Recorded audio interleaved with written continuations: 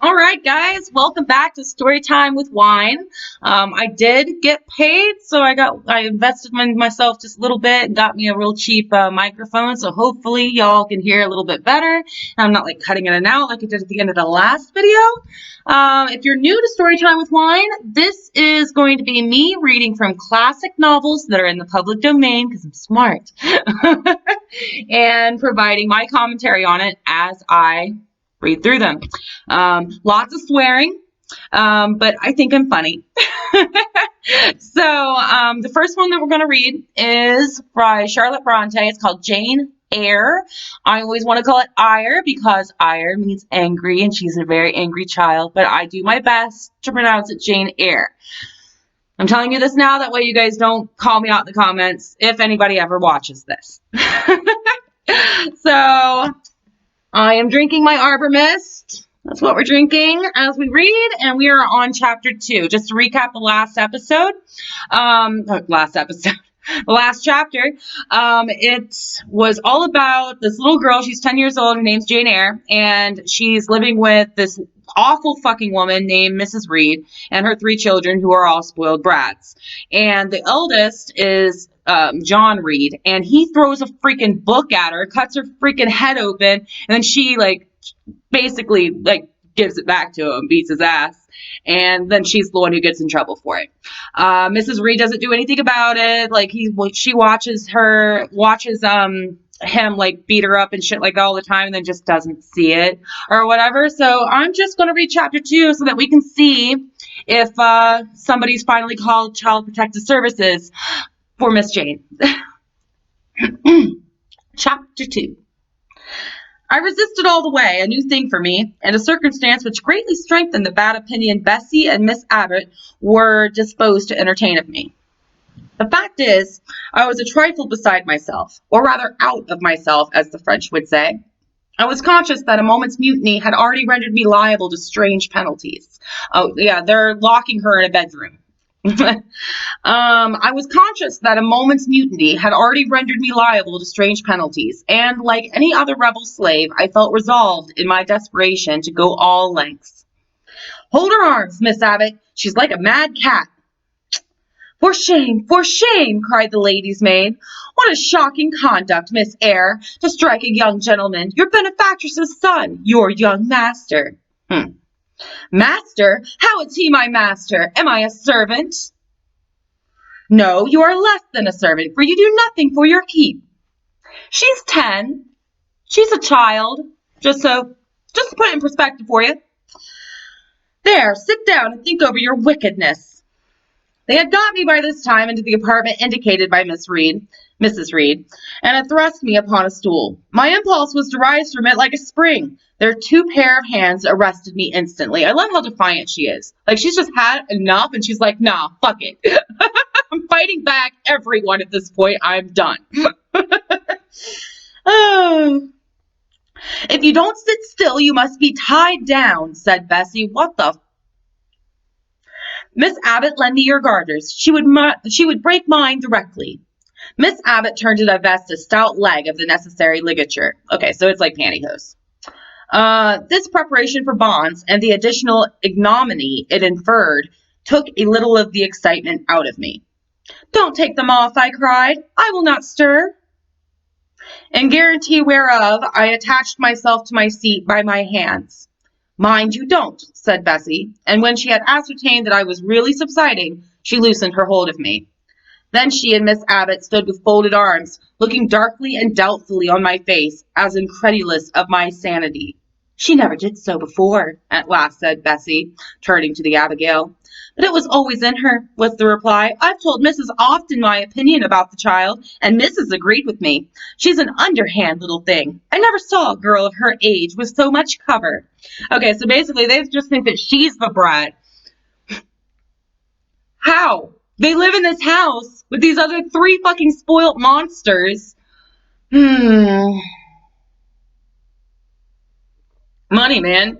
They're like, nah, we know where our bread's buttered, so Jane's evil, and these other 3 brats that beat her up and shit and lie. Yeah, no, those are the good kids. Jane needs to be more like them. What the fuck? I hate this whole family and I want them to die. All right, where am I at? I hope they do die. How to tell if you're being watched by the FBI.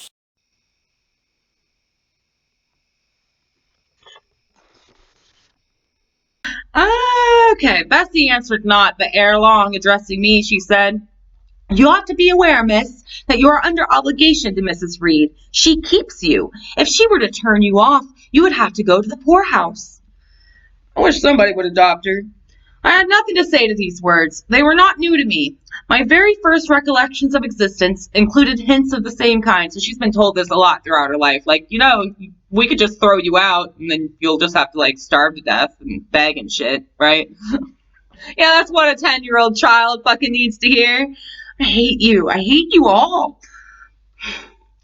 Anyway, this reproach of my dependence had become a vague sing-song in my ear, very painful and crushing, but only half intelligible. Miss Abbott joined in, "And you ought not to think yourself on an equality with the Mrs. Reed and Master Reed, because Mrs. kindly allows you to be brought up with them. They will have a great deal of money, and you will have none. It is your place to be humble, and to try to make yourself agreeable to them." Kids ain't supposed to be grateful. They're supposed to eat your food and break your heart, you selfish dick. "What we tell you is for your own good," added Bessie in no harsh voice. "You should try to be useful and pleasant then. Oh, no, you should try to be useful and pleasant. Then perhaps you would have a home here. But if you become passionate and rude, Mrs. will send you away, I am sure." Okay, so what is she trying to tell this child at this point? Like, because she ain't rude. Like, this is the first time that, like, she's ever been passionate or rude.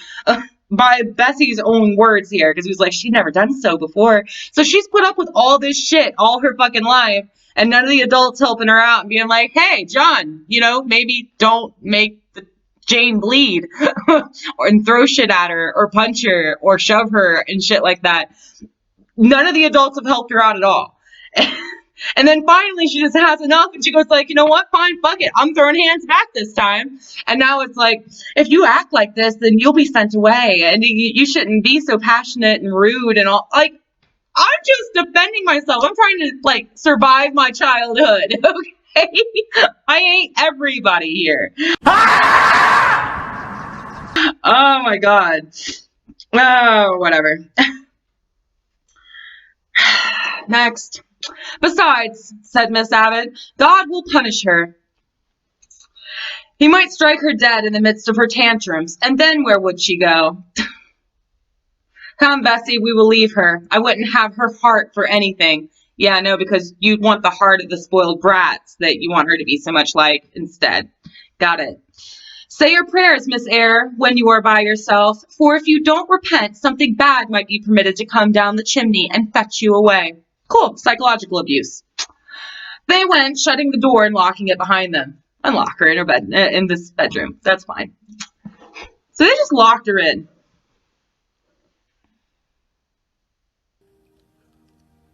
I'm tired, boss. Mostly I'm tired of people being ugly to each other. I hate this book right now. The Red Room was a spare chamber, very seldom slept in. I might say never indeed, unless when a chance influx of visitors at Gateshead Hall rendered it necessary to turn to account all the accommodation it contained. So Gateshead Hall is where we're at right now. That's their house. Yet it was one of the largest and stateliest chambers in the mansion. So it's like huge and super expensive.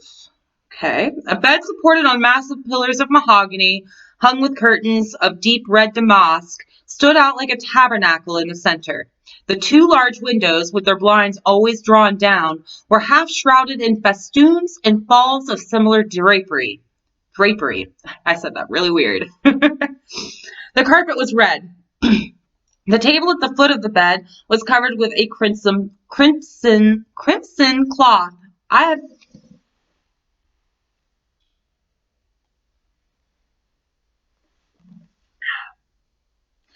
The walls were a soft fawn color with a blush of pink in it. The wardrobe, the toilet table, the chairs were of darkly polished old mahogany. Out of these deep surrounding shades rose high and glared white the piled-up mattresses and pillows of the bed, spread with a snowy Marseille counterpane. Scarcely less prominent was an ample, cushioned easy chair near the head of the bed, also white, with a footstool before it, and looking, as I thought, like a pale throne. I don't know why this room reminds me of 50 Shades of Grey, like the Red Room of Pain. It's just the first thing that pops into my mind, and I think it's because I've recently watched this movie commentary thing by Dylan Is in Trouble. It's another YouTube channel. You guys should check it out if you haven't already. He's funny as hell. I love him. My playroom. Like your Xbox and stuff? He's like, yeah, he just opens it up. It's like a little kid's room. There's like building blocks on the floor. Oh god. Oh god. Oh god. Okay, how did he acquire these things? Did he go into a sex store? I feel like he sent someone to go buy these.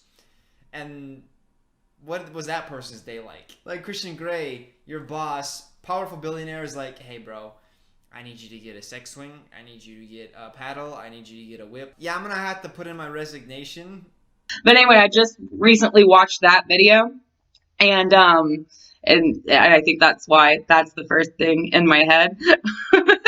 I saw Red Room and went like, oh, it's 50 Shades of Grey. Wrong book. Anyway, never mind. Back to the book.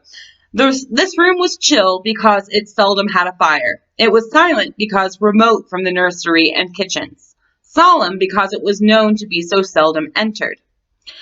The housemaid alone came here on Saturdays to wipe from the mirrors and the furniture a week's quiet dust. And Mrs. Reed herself, at far intervals, visited it to review the contents of a certain secret drawer in the wardrobe, where were stored divers parchments, her jewel casket, and a miniature of her deceased husband. And in those last words lies the secret of the Red Room, the spell which kept it so lonely in spite of its grandeur. Okay. Mr. Reed had been dead 9 years. It was in this chamber he breathed his last. Here he lay in state. Hence his coffin was borne by the undertaker's men. And since that day, a sense of dreary consecration had guarded it from frequent intrusion. So they locked her in a room that none of them ever want to enter. Probably because they think it's haunted. And they locked a little girl up in there and then said, oh, you should probably say your prayers after we leave. Instead, in case something comes down the chimney and like takes you away. Knowing. Oh my god. Oh, I can't. I hate this fucking book so bad. I want all of them to die. I want the house to catch on fire and Jane be like the only one that escapes. You always see the worst in people. Yeah, because people are the worst. That's not gonna happen though. It's Jane Eyre. It's a classical book. Nobody gets theirs, right? Is that what ends up happening? Okay, I'm gonna read. I'm gonna keep reading. Let's see. My seat, to which Bessie and the bitter Miss Abbott had left me riveted, was a low ottoman near the marble chimney piece. The bed rose before me. To my right hand there was the high, dark wardrobe with subdued, broken reflections varying the gloss of its panels. To my left were the muffled windows. A great looking-glass between them repeated the vacant majesty of the bed and room. Now, anytime that there's a freaking, supposed haunting and you're scared of ghosts and shit like that, you don't want mirrors around. We've all watched scary movies. Mirrors are not your friend in a scary movie. Anyway, I was not quite sure whether they had locked the door, and when I dared move, I got up and went to see. Alas, yes, no jail was ever more secure. I mean, she's 10. It's not like she has an axe or something and can bust down the door. Returning, I had to cross before the looking glass. Fuck, I knew it. My fascinated glance involuntarily explored the depth it revealed. No, don't look. All looked colder and darker in that visionary hollow than in reality, and the strange little figure there gazing at me with a white face and arms specking the gloom and glittering eyes of fear moving where all else was still had the effect of a real spirit. You're about to freak yourself out. I'm just waiting for her reflection to smile when she's not smiling, oh, that's the creepiest part of any scary movie.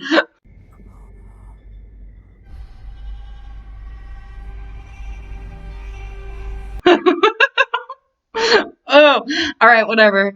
I thought it like one of the tiny phantoms, half fairy, half imp.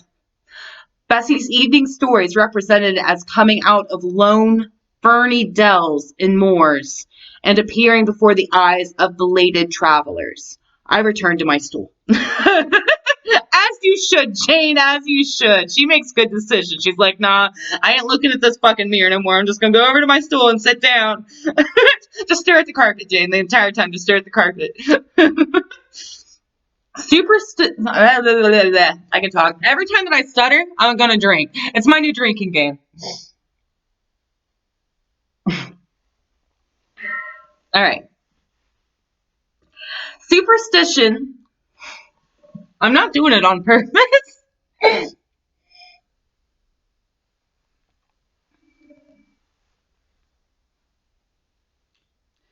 Superstition was with me at that moment, but it was not yet her hour for complete victory. My blood was still warm. The mood of the revolted slave was still bracing me with its big... I'm not doing it again.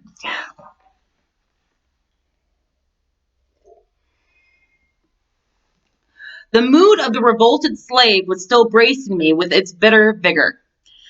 I had to stem a rapid rush of retrospective thought before I quailed to the dismal present. All John Reed's violent tyrannies, all his sisters' proud indifference, all his mother's aversion, all the servants' partiality, turned up in my disturbed mind like a dark deposit in a turbid well. Why was I always suffering, always browbeaten, always accused, forever condemned? Why could I never please? Why was it useless to try to win anyone's favor? Eliza, who was headstrong and selfish, was respected. Georgiana, who had a spoiled temper, a very acrid spite, a captious and insolent carriage, was universally indulged. Her beauty, her pink cheeks and golden curls, seemed to give delight to all who looked at her, and to purchase indemnity for every fault. John no one thwarted, much less punished, though he twisted the necks of the pigeons. This motherfucker's a serial killer! Are you his serial killer? Yes. That's shit the serial killers do. They like kill animals and shit. Then they move up. They graduate to human. Oh my god. All right. John, no one thwarted, much less punished. Though he twisted the necks of the pigeons, killed the little pea chicks, set the dogs at the sheep, stripped the hothouse vines of their fruit, and broke the buds off the choicest plants in the conservatory. He called his mother old girl, too. Sometimes reviled her for her dark skin, similar to his own, bluntly disregarded her wishes, not unfrequently tore and spoiled her silk attire, and he was still her own darling. I dared commit no fault. I strove to fulfill every duty, and I was termed naughty and tiresome, sullen and sneaking, from morning to noon and from noon to night. Sullen, really? She's called sullen. I wonder why she's sullen. It couldn't be anything to do with like her fucking shitty home life, right? Why isn't she more cheerful? She only gets beat up every fucking day. Reminded that she's like useless and it's like not as important as anybody else in her family. What the fuck? I hate everybody so much. Oh no. Oh, and one thing I noticed is I hope there's another like black character in here, because what they did, what Charlotte Bronte did, is she put like this character in her book, Mrs. Reed, who I guess is black because she's got really dark skin, and so does John Reed, and they're both shitty people. I hope that there's other people in here who are from the black community that aren't evil, but it was a different time, so maybe they don't care. I'm sorry. I'm used to watching out for that stuff in my own writing, making sure that, you don't only put one person in there from, you know, like the Black community or from like the LGBTQ community or something like that, and then make them the villain. They're the only gay character in your book or whatever. So I'm used to looking out for shit like that. It just bugs me. Anyway, my head still ached and bled with the blow and fall I had received. No one had reproved John for wantonly striking me, and because I had turned against him to avert farther irrational violence, I was loaded with general what the fuck? Opprobrium. Opprobrium. Okay, so it's spelled Opprobrium, and I'm guessing it's just people like saying she's a bad person. Opprobrium. Opprobrium. Opprobrium. Unjust, said my reason, forced by the agonizing stimulus into precocious, though transitory power. And resolve, equally wrought up, instigated some strange expedient to achieve escape from insupportable oppression, as running away, or, if that could not be effected, never eating or drinking more, and letting myself die. Now, I don't know if she's being like a regular kid that's just kind of like, I'll just hold my breath, you know, until I get my way. But I feel like she's very depressed. Like she hasn't had a great childhood, so I'm thinking she might actually be considering like just which is hard, but you know, there are kids that have had it so rough that they do consider that. So don't do it, Jane. What a consternation of soul was mine that dreary afternoon. How all my brain was in tumult, and all my heart in insurrection. Yet in what darkness, what dense ignorance, was the mental battle fought? I could not answer the ceaseless inward question, why I thus suffered. Now at the distance of, I will not say how many years, I see it clearly. Okay, so she's talking as if she's from the future. Got it. I was a discord in Gateshead Hall. I was likely nobody there. I had nothing in harmony with Mrs. Reed or her children, thank fucking God, or her chosen vassalage. If they did not love me, in fact, as little did I love them. Okay? They were not bound to regard with affection a thing that could not sympathize with one amongst them, a heterogeneous thing, opposed to them in temperament, in capacity, in propensities, a useless thing, incapable of serving their interest or adding to their pleasure, a noxious thing, cherishing the germs of indignation at their treatment, of contempt of their judgment. I know that had I been a sanguine, brilliant, careless, exacting, handsome, romping child, though equally dependent and friendless, Mrs. Reed would have endured my presence more complacently. Her children would have entertained for me more of the cordiality of fellow feeling. The servants would have been less prone to make me the scapegoat of the nursery. So, you know, just fake it. If she had just been like a fake child and like not been herself, then, you know, everybody would have loved her. All right. I still say run away and burn the house down when you do it.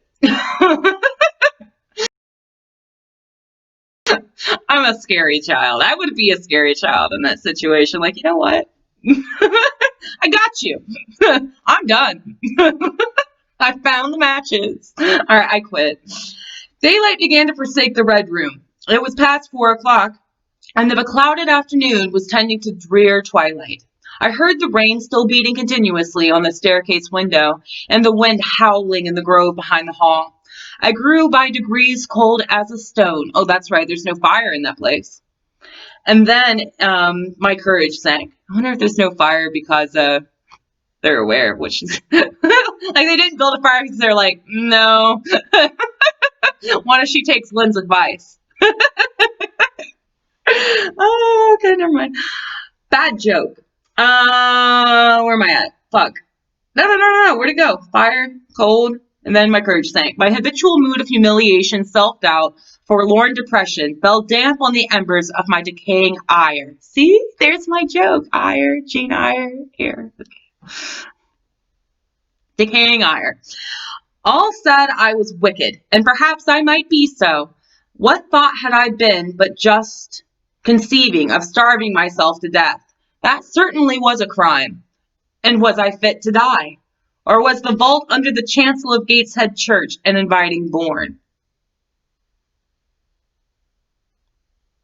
He doesn't think she's worthy of death? This child is dark. But she had a fucked up upbringing, so I'm not blaming her. I understand her. I still like her. In such vault, I had been told, did Mr. Reed lie buried. And led by this thought to recall his idea, I dwelt on it with gathering dread. Don't dwell on it. You're gonna fuck yourself up. I could not remember him, but I knew that he was my own uncle, my mother's brother, that he had taken me when a parentless infant to his house, and that in his last moments he had required a promise of Mrs. Reed that she would rear and maintain me as one of her own children. Jury's out on how well she did on that one. Mrs. Reed probably considered she had kept this promise, and so she had, I dare say, as well as her nature would permit her. But how could she really like an interloper not of her race? Oh, but how could she really like an interloper not of her race and unconnected with her after her husband's death by any tie? It must have been most irksome to find herself bound by a hard-wrung pledge to stand in the stead of a parent to a strange child she could not love, and to see an uncongenial alien permanently intruded on her own family group. Yeah, but only if you're trash, like, in your heart. If you're a trash human, then you see a small child that's not the same race as you and go like, I resent having you here because you aren't my race and you aren't part of my family. I don't care that you're just a child. I hate you. What the fuck? No, that just means that she's trash. Man, fuck them kids. Fuck them kids. A singular notion dawned upon me. I doubted not, never doubted, that if Mr. Reed had been alive, he would have treated me kindly. I'm sure he would have. And now, as I sat looking at the white bed and the overshadowed walls, occasionally also turning a fascinated eye toward the dimly gleaming mirror, don't look at the mirror, I began to recall what I had heard of dead men, troubled in their graves by the violation of their last wishes, revisiting the earth to punish the perjured and avenge the oppressed. And I thought Mr. Reed's spirit, harassed by the wrongs of his sister's child, might quit its abode. Oh no, whether in the church vault or in the unknown world of the departed, and rise before me in this chamber. Stop thinking about this shit. I wiped my tears and hushed my sobs, fearful lest any sign of violent grief might waken a preternatural voice to comfort me, or elicit from the gloom some haloed face bending over me with strange pity. But wouldn't that be fucking cool? That would make this whole book so much better. Like, she has her own ghost. Like, Mr. Reed pops up like, why are you crying, baby? Okay, all right, that's fine. I'm going to go kill this whole family, and then we're going to find you a new one, okay? I'd be okay with it. Like, I have my own ghost. I can send it to do my bidding. I sound like a serial killer. I'm not. I haven't killed anyone yet. Anyway. This idea, consolatory in theory, I felt would be terrible if realized. With all my might, I endeavored to stifle it. I endeavored to be firm. Shaking my hair from my eyes, I lifted my head and tried to look boldly round the dark room. At this moment, a light gleamed on the wall. Was it, I asked myself, a ray from the moon penetrating some aperture in the blind? No. Moonlight was still, and this stirred. While I gazed, it glided up the ceiling and quivered over my head. Oh shit, is it really a ghost? I can now conjecture readily that this streak of light was, in all likelihood, a gleam from a lantern, carried by someone across the lawn. But then, prepared as my mind was for horror, shaken as my nerves were by agitation, I thought the swift darting beam was a herald of some coming vision from another world. My heart beat thick, my head grew hot, a sound filled my ears, which I deemed the rushing of wings. Something seemed near me. I was oppressed, suffocated, endurance broke down. I rushed to the door and shook the lock in desperate effort. Steps came running along the outer passage. The key turned. Bessie and Abbott entered. Miss Eyre, are you ill? Said Bessie. What a dreadful noise! It went quite through me, exclaimed Abbott. Take me out. Let me go into the nursery, was my cry. What for? Are you hurt? Have you seen something? Again demanded Bessie. Oh, I saw a light, and I thought a ghost would come. I had now got hold of Bessie's hand, and she did not snatch it from me. Thank you, Bessie. I mean, you're a bitch, but at least you're kind of nice sometimes.